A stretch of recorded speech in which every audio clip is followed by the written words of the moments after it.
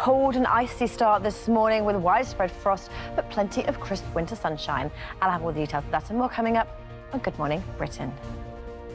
Winds that they're talking about are normal. See if these fires are and how many of them there are now. Apparently there are at least 6 fires there. Most of them are 0% contained. By now, they would have contained them to some degree, stopping the growth in one direction. 0% means they are literally out of control.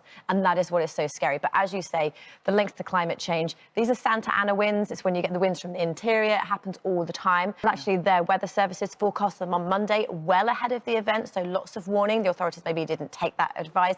But they're also in one of their driest seasons they've ever had. They normally have rain in the autumn, and they've only had 2 centimetres of rain since May. So that is the major problem. Is that the reason they're not? Very unusual combination of both being exceptionally dry and being exceptionally windy that's helping to spread them and grow them so rapidly. Amazing. Yeah, OK. This morning when I got up, it was going to be super cold. The rain and snow mixed through the south of England yesterday, but there's a lot of cloud associated with that. So cloud helps to keep in a little bit of that heat. So the far southeast of England, the temperatures haven't quite fallen below freezing, but everywhere else is sub-zero. So anywhere where wet weather fell yesterday could be very icy. We saw Nick-Dicks in there. In Brighton, we've got snowfall there. So anywhere that had snowfall last night, the skies then cleared and it's still with us. So ice is the big problem first thing this morning.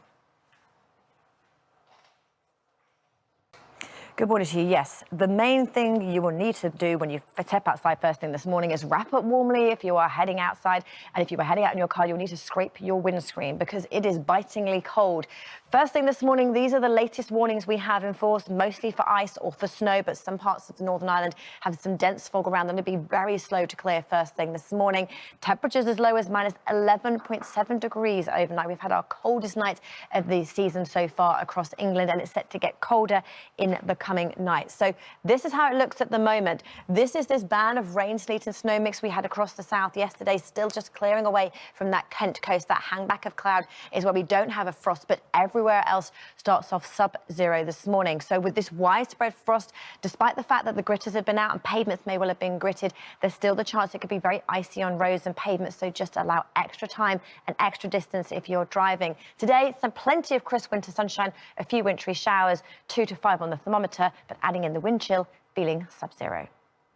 Good morning to you. We saw Andy there in London in the rain. It was a wet night, and it's the southeast of England that still has the legacy of cloud and some rain. It is frost-free here, but everywhere else is cold and sub-zero. So we have weather warnings in force yet again. Snow showers for these northern and western areas means it could be icy, fog across Northern Ireland. The whole zone in the south that had the rain, the sleet and the snowfall yesterday with sub-zero temperatures could be icy first thing this morning.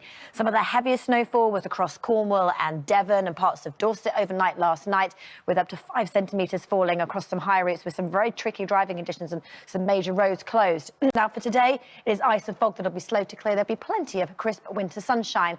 This is the latest satellite and radar. Cloud across the far southeast, those outbreaks of rain just clearing away from here. That cloud means here keeps in some of that heat we had yesterday, a little bit of it, and it's frost-free. But away from that southeast corner, sub-zero temperatures for everybody. So any wet weather that fell yesterday, whether it's rain, sleet or snow, it means it could be icy on the pavements and on the streets. And yet again, we have more snow showers for these northern and western areas, but elsewhere it is largely dry. So this morning it's one of scraping the windscreen and adding those extra layers again, because look at those temperatures, 2 to 5 degrees. When you add in the wind chill, it will feel sub-zero. So how long does this cold last?